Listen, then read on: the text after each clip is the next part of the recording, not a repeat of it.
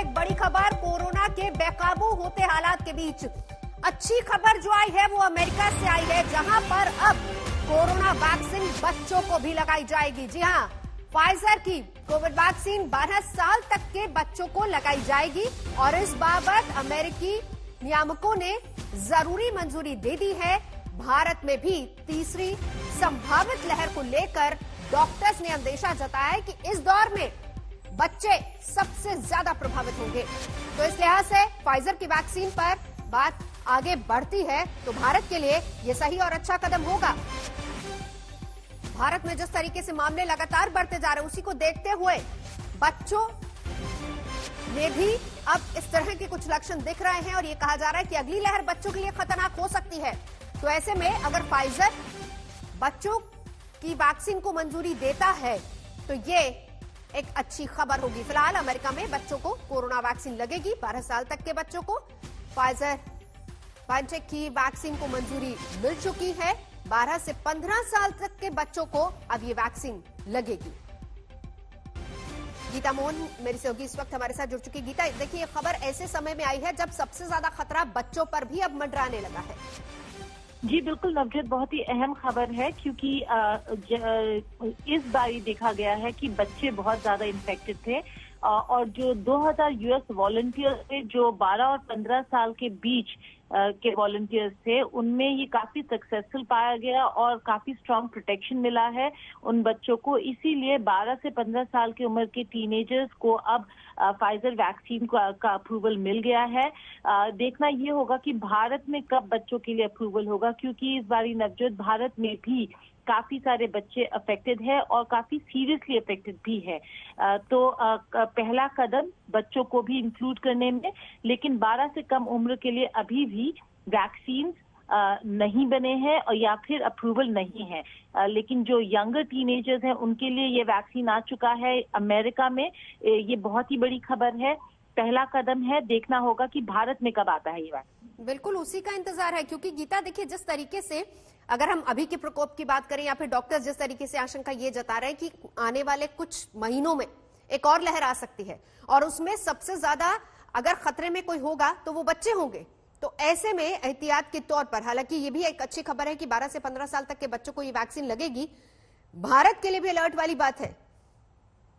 जी बिल्कुल नवजोत, ये भारत के लिए बहुत इम्पोर्टेंट है। अगर आप देखें एस्ट्राजेनेका के स्टडीज जो है यूरोप में, या फिर साइनोवैक जो चीन का वैक्सीन है, वो भी इसी में जुटे हुए हैं कि कैसे जो टीनेजर्स हैं उनको इंक्लूड किया जाए। क्योंकि जैसे आपने बिल्कुल सही कहा, जो दूसरी और तीसरी लहर की बात चल रही है उसमें बच्चे बहुत ही ज्यादा अफेक्ट होने वाले हैं और इसी डर से ये जो सारे वैक्सीन कंपनीज है वो चाह रहे हैं कि जितनी जल्दी हो सके जो टीनेजर्स है उनका टेस्टिंग पूरा हो और अप्रूवल मिल सके, ताकि टीनेजर्स को भी वैक्सीन लगाना शुरू हो जाए। 12 से कम उम्र वाले बच्चों को अभी भी ऐसा कोई वैक्सीन नहीं निकला है जिसको अप्रूवल मिला हो 12 से कम उम्र वाले बच्चों के लिए। लेकिन 12 से कम उम्र वाले बच्चे भी नवजोत काफी अफेक्टेड है और तीसरी लहर में उनके लिए काफी खतरा है। तो इसीलिए जल्द से जल्द कोशिश यही की जा रही है कि अप्रूवल मिले ताकि बच्चों को भी वैक्सीन लगना शुरू हो। बिल्कुल गीता, आपको याद होगा कि ये ठीक 1 महीना पहले इस तरह के ट्रायल्स भी शुरू हुए थे। हालांकि कैटेगरी 12 से 15 साल की रखी गई है, लेकिन जिस तरीके से जो वॉलंटियर्स आए थे उसमें 12 साल से छोटी उम्र के बच्चे भी शामिल थे। क्या फिर इस तरह की कुछ उम्मीद भी आगे दिख रही है कि 12 से कम वालों के लिए भी मंजूरी आगे आने वाले समय में मिल जाएगी? आपने बिल्कुल सही कहा। फाइजर और मॉडर्ना ने जो अपने स्टडीज हैं उसमें 6 महीने से 11 साल के बच्चों को भी अपने स्टडी में रखा हुआ है, क्योंकि इन स्टडीज में ये देखा जा रहा है कि जो बच्चे हैं, प्री स्कूलर्स हैं, एलिमेंट्री एज के बच्चे हैं, उनको अलग किस्म के वैक्सीन चाहिए होंगे जो अडल्ट और टीनेजर्स से काफी अलग होगा, लेकिन उनको वैक्सीन लगाना जरूरी होगा क्योंकि तीसरी लहर उनके लिए काफी खतरे की वो बात हो सकती है। इसीलिए चाह रहे हैं कि ये कंपनीज भी बच्चों के लिए वैक्सीन अलग से बनाना शुरू करें। गीता, नजर आप बनाए रखिए। शुक्रिया पूरी जानकारी के लिए। गीता मोहन मेरी सहयोगी जानकारी दे रही थी। तो कोरोना से जान खतरे में है, लेकिन कुछ लोग अपनी हरकतों से दूसरों की जान को भी खतरे में डाल रहे हैं। ओडिशा के गंजाम की तस्वीरें आपको दिखाएंगे। सारे कायदे कानून भूलकर लोग कलश यात्रा के लिए निकले और बिहार निकल पड़े। सैकड़ों महिलाएं लॉकडाउन के बीच बाहर निकल पड़ी। कईयों के लिए मास्क, सोशल डिस्टेंसिंग का कोई मतलब ही नहीं था। उधर यूपी के बदायूं की तस्वीर भी देख लीजिए। धार्मिक समारोह में भीड़ उमड़ी और ऐसी उमड़ी कि सांसों पर संकट आ गया। मुस्लिम धर्मगुरु के इंतकाल के बाद आखिरी यात्रा में भीड़ नहीं मानी और तमाम नियमों को भूलकर सड़कों पर आ गई। और उधर ईद की खरीदारी के लिए वाराणसी की भी तस्वीर देखिए। वहां पर भी लोग ऐसे उमड़े कि सोशल डिस्टेंसिंग का किसी को ख्याल ही नहीं रहा। तमाम नियम कायदे हवा हो गए। हजारों लोग बाजार में मौजूद नजर आए।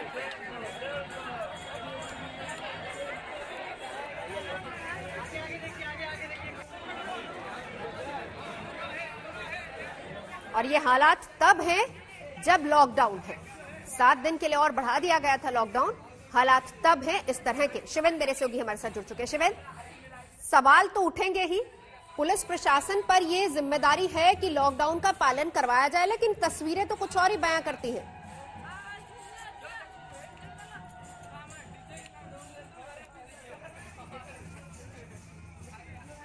चलेंगे शिवेंद्र के पास, लेकिन ये हालात देख लीजिए लग रहा और शिवेंद्र, क्या मेरी आवाज आप तक आ रही है?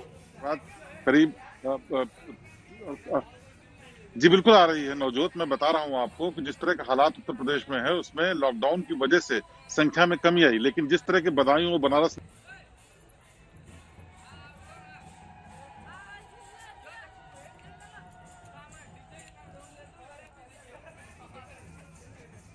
शिवेंद्र मेरे सहयोगी हमारे साथ मौजूद है। शिवेंद्र, लौटती हूँ आपके पास। बिल्कुल, लेकिन ये तस्वीरें देखिए और ये तस्वीरें देखकर अंदाजा लगाया जा सकता है कि सबसे पहली बात, क्योंकि जिम्मेदारी अपनी बनती है जिसका एहसास शायद यहां पर किसी को नहीं है। दूसरा, सरकार लॉकडाउन जरूर लगवा रही है इसलिए ताकि संक्रमण में कमी लाई जा सके, ताकि केसेस को और कम किया जा सके। बावजूद इसके ना तो पुलिस प्रशासन और ना ही लोग खुद इस बात को मानने को तैयार हैं कि कोरोना जैसी कोई चीज है और ये एक जानलेवा भी है। और इसी से किस तरीके से इतनी जानें लोगों की जा रही हैं। बाजारों में देखिए किस तरीके से खरीदारों की भीड़ है। ओडिशा की भी तस्वीर दिखा रहे हैं, बदायूं की तस्वीर देख लीजिए, वाराणसी की तस्वीर देख लीजिए, जहां पर सोशल डिस्टेंसिंग ना के बराबर। इसके अलावा मास्क जैसी चीजें शायद किसी को पता ही नहीं है। तो ये हालात है ऐसे समय में जब लॉकडाउन है, जब तमाम चीजें बंद हैं, बाजार बंद हैं। कुछ क्षण के लिए, कुछ समय के लिए ही बाजार खुलते हैं। और ऐसे में इन बाजारों की एक तस्वीर देखकर अंदाजा लगाया जा सकता है कि संक्रमण को कंट्रोल करने के लिए, केसेस को कम करने के लिए सख्तियां बरती जरूर जा रही हैं, लेकिन आम लोग, आम जनता खुद ही समझने को तैयार नहीं है।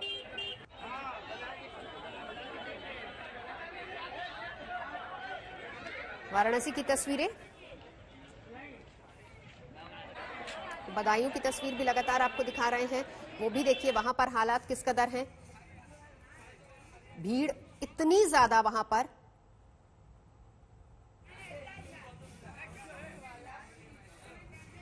धर्मगुरु के जनाजे पर लोग कितनी बड़ी संख्या में यहां पर पहुंचे, ये आप इन तस्वीरों को देखकर अंदाजा लगा सकते हैं। बदायूं की तस्वीरें। और देखिए लॉकडाउन है, पाबंदियां हैं, 144 है, बावजूद इसके लोगों को इस बात का कतई एहसास नहीं है कि महामारी फैली हुई है। और ऐसे में पहली बात सोशल डिस्टेंसिंग, दूसरी बात मास्क, दोनों का पालन करना जरूरी है। घर में रहना ज्यादा जरूरी है।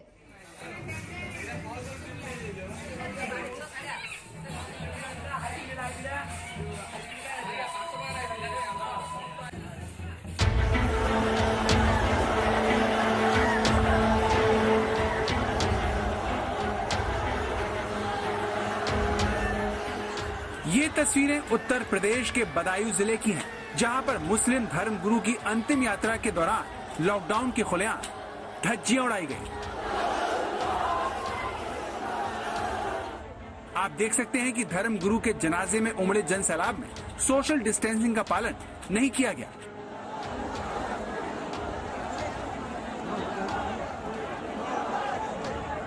दरअसल मुस्लिम धर्मगुरु मोहम्मद सलीम का रविवार को इंतकाल हो गया।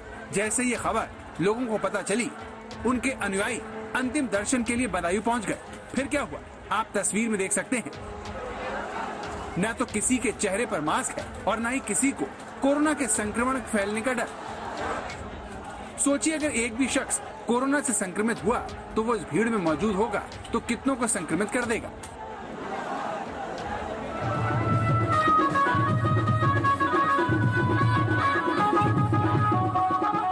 अब ये तस्वीर देखिए, छत्तीसगढ़ के रायपुर की है। यहाँ पर कांग्रेस नेता के भतीजे की शादी में सोशल डिस्टेंसिंग की अनदेखी की गई। ये तब है जब छत्तीसगढ़ में कोरोना आउट ऑफ कंट्रोल है। आप देख सकते हैं, पार्टी चल रही है, लोग डांस कर रहे हैं। छत्तीसगढ़ में कांग्रेस की सरकार और कांग्रेस के नेता के घर हुई पार्टी में ही लॉकडाउन के नियम तोड़े जा रहे हैं।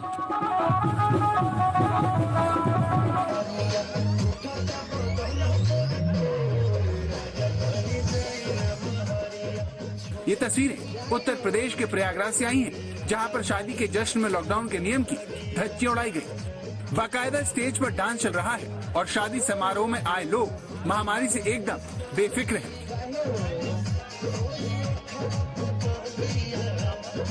अलग अलग शहरों से आ रही तस्वीरें डरा रही हैं। कोरोना की सबसे भयानक लहर का कहर जारी है, बावजूद इसके लोगों की जानलेवा लापरवाही जारी है। ब्यूरो रिपोर्ट, आज तक। और इस बीच हम आपको देश भर के आंकड़े भी दिखा देते हैं, हालात क्या है, किस कदर। 3 लाख के पार फिलहाल मामले जा चुके हैं और मौत का आंकड़ा 3000 के पार है। हालांकि मामले जरूर घटे हैं, लेकिन इसको कहीं ना कहीं ये कहेंगे कि लॉकडाउन का असर जरूर देखने को मिल रहा है। देश में जिस तरीके से कोरोना के मामले घटे हैं, 24 घंटे में 3,29,942 नए मामले सामने आए हैं और मौत का आंकड़ा 3000 के पार, 3,876 लोगों की कोरोना की वजह से जान गई है। तो घटने लगे हैं कोरोना के आंकड़े, संक्रमितों की संख्या कम हो रही है, ठीक होने वालों की तादाद भी लगातार बढ़ती जा रही है। मेरे दो सहयोगी कुमार कुणाल और सौरभ बक्तानिया दोनों इस वक्त हमारे साथ मौजूद हैं। मुंबई से सौरभ जानकारी देंगे, दिल्ली से कुणाल। दिल्ली की तस्वीर और हालात के बारे में अगर कुणाल बात करें तो एक तरफ हालांकि मामले कम जरूर हो रहे हैं, लेकिन सियासत उसी रफ्तार से बढ़ती जा रही है। बिल्कुल नवजोत, दिल्ली में और हर जगह जो है सियासत जिस तरीके से बढ़ी है, क्योंकि मामलों ने थोड़ी राहत की सांस जरूर दी थी, लेकिन अब जब लग रहा है कि ऑक्सीजन की किल्लत कमी होगी, तब वैक्सीनेशन पर सियासत दिल्ली में शुरू हो गई है। और दिल्ली में खासतौर पर इस तरीके से सियासत हो रही है कि अरविंद केजरीवाल कह रहे हैं कि जितने वैक्सीन हमने मंगवाए थे उतना केंद्र ने दिया नहीं। केंद्र ने कहा कि आपने जो मैनेजमेंट में गड़बड़ी की है उसकी वजह से लोगों को वैक्सीन नहीं लग रहे हैं। अभी हम आपको जो तस्वीरें दिखाएंगे वो हालांकि दिल्ली से बिल्कुल सटे गाजियाबाद के बॉर्डर के इलाके की है।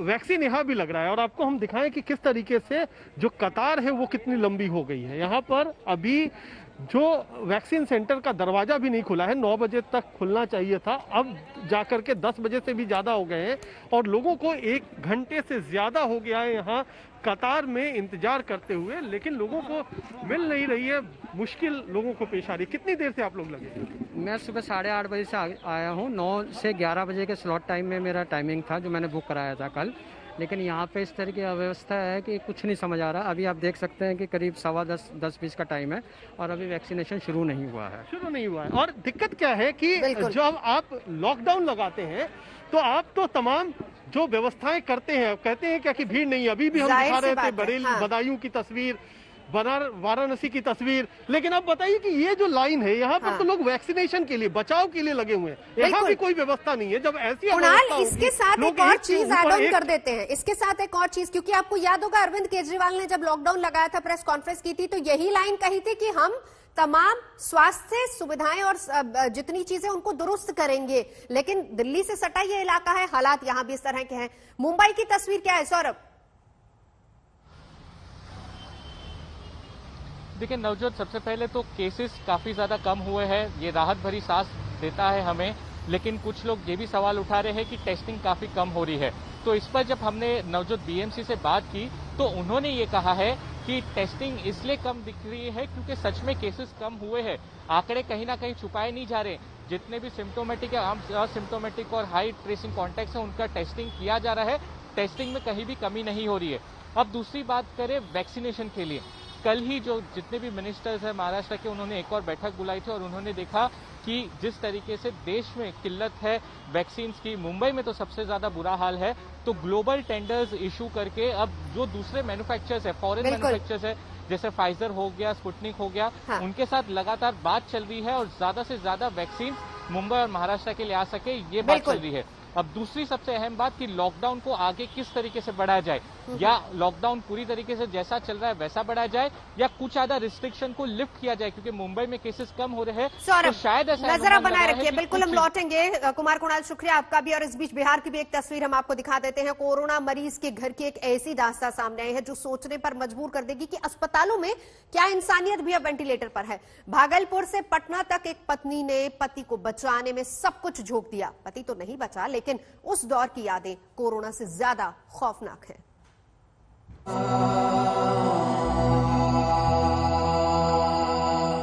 आंखों में आंसू लिए ये सिर्फ एक महिला के दर्द की दास्तान नहीं है, ये बिहार के उस पूरे स्वास्थ्य सिस्टम के स्याह चेहरे की कहानी है जो कोरोना की मार से कराह रहा है। शहर शहर में इलाज के बिना लोग दम तोड़ रहे हैं और जिन्हें इलाज के लिए अस्पताल मिल भी रहा है, उनकी कहानी ऐसी है जिसे सुनकर कलेजा कांप उठेगा। हस्बैंड का मैसेज मुझे आ रहा है, ये लोग मार देंगे, आ जाओ। शाम में अचानक से मेरे हस्बैंड की तबीयत बहुत खराब होने लगी सर। इस रोड पे ऐसे लेट, जब मुझे कुछ समझ नहीं आ रहा था, अचानक से मैंने सबको कहा इनका मास्क ठीक से लगा हुआ है ना, मास्क तो नहीं लीक कर रहा ना। सब कह रहे नहीं ठीक है ठीक है। फिर मेरी दीदी कहीं दौड़ के डॉक्टर को बुला के लाई, जो मास्क लगा हुआ था सर, वो डॉक्टर क्या बोलते थे सर पता है कि हम लोग नहीं सोएंगे क्या। रुचि शर्मा नाम की ये महिला अपने पति की जान बचाने के लिए 26 दिनों तक भागलपुर से पटना के अस्पतालों में धक्के खाती रही। उनके पति की जान तो नहीं बची, लेकिन उन्हें जिंदगी भर का डरावना और दर्दनाक अनुभव जरूर मिल गया। महिला के पति की तबीयत बिगड़ी तो पहले उन्हें भागलपुर के अस्पताल में भर्ती कराया गया, लेकिन यहाँ इलाज के नाम पर जैसी लापरवाही दिखी कि लगा पति की जान पर ही बनाएगी। तो मैंने बोला बाबू डॉक्टर कह रहे हैं कि तुम्हारी तबीयत ठीक हो रही है, तो उसने मुझे बोला एकदम। पति की जिंदगी बचाने के लिए रुचि शर्मा उन्हें लेकर पटना आई। अस्पताल बदला, लेकिन हाल यहाँ भी नहीं बदल सका। डॉक्टर और अस्पताल वालों के सामने गिड़गिड़ाने के अलावा उसके सामने कोई चारा नहीं था। एक डॉक्टर ने, किसी ने, नर्स ने, किसी ने भी मदद नहीं किया। Glocal hospital sir, Glocal hospital Bhagalpur का ग्लोकल हॉस्पिटल। उसके बाद वहाँ पे कोई केयर नहीं होता था। एक आदमी को मैंने बोला कि आप मदद कीजिए, तो उसने मेरा दुपट्टा खींचा और मेरे कमर पे हाथ रखा। उसका नाम ज्योति कुमार है, वो हाइट 6 फीट के करीब है, और ज्योति कुमार जेंट्स है वो ज्योति कुमार। उसने मेरे साथ खराब व्यवहार किया। मेरे हस्बैंड ने देखा, उनका पूरा ये पसीना से भीग गया सर, लेकिन बाबू मेरा कुछ बोल नहीं पा रहा था, तभी कुछ बोल नहीं पा रहा था। रुचि ने अपने पति की जिंदगी बचाने के लिए पानी की तरह पैसा बहाया, ब्लैक में ऑक्सीजन तक खरीदी, लेकिन जान नहीं बचा सकी। बिहार में मरीजों के बेहतर इलाज के बड़े बड़े दावे करने वालों की सच्चाई बताने के लिए रुचि शर्मा की कहानी कम नहीं है। ये दास्तान केवल रुचि की नहीं है, बल्कि रुचि जैसी कई महिलाएं अस्पतालों के और उसके कर्मचारियों के शोषण और दुर्व्यवहार का शिकार हो रही हैं। रुचि ने अपने पति को खो दिया है, लेकिन वो चाहती है कि जो खौफनाक मंजर अस्पतालों का व्यवहार उनके साथ हुआ है, उन्होंने देखा है, वो सबके सामने हो। कैमरामैन नदीम आलम के साथ सुजीत कुमार झा, पटना, आज तक। अक्सर से बेहद विचलित करने वाली तस्वीरें सामने आई हैं। गंगा नदी में कई शव बहते मिले। ये शव पूछते हैं कि कोरोना से मौत पर सरकारी आंकड़े सच्चे हैं या गंगा मैया? कई सवाल हैं और साथ में सियासत भी।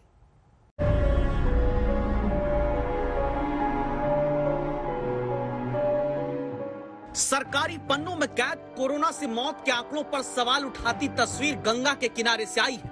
क्या गंगा में बहती आम लोगों के शवों की बढ़ती गिनती इस बात की तरफ इशारा करती है कि सरकारी फाइलों में मौत के आंकड़े सच्चे नहीं हैं? ये शव किसके हैं, कहां के हैं, कहां से बहकर आए हैं? क्या नदी किनारे फैले ये शव गांवों में फैलती कोरोना की लहर की एक अशुभ सूचना का अंदेशा जताते हैं? क्या शमशान घाटों पर अंतिम क्रिया की लाइनें इतनी लंबी हो चुकी हैं कि लोग अपनों को कोरोना से खोकर उनके शव गंगा में यूं बहा दे रहे हैं? इन सारे सवालों की जड़ में है ये तस्वीरें ये तस्वीरें विचलित कर सकती हैं, लेकिन सच्चाई जानना जरूरी है, क्योंकि बिहार में बक्सर के चौसा पास के करीब गंगा के किनारे घाट पर एक दो नहीं बल्कि कई सारे शव बहते नजर आए हैं। और इन्हीं शवों की गिनती और शव किसके हैं, कहां से आ रहे हैं, सब सवालों पर स्थानीय लोग और प्रशासन की जुबान पर अलग अलग बयान है। पहले एसडीओ को सुनते हैं।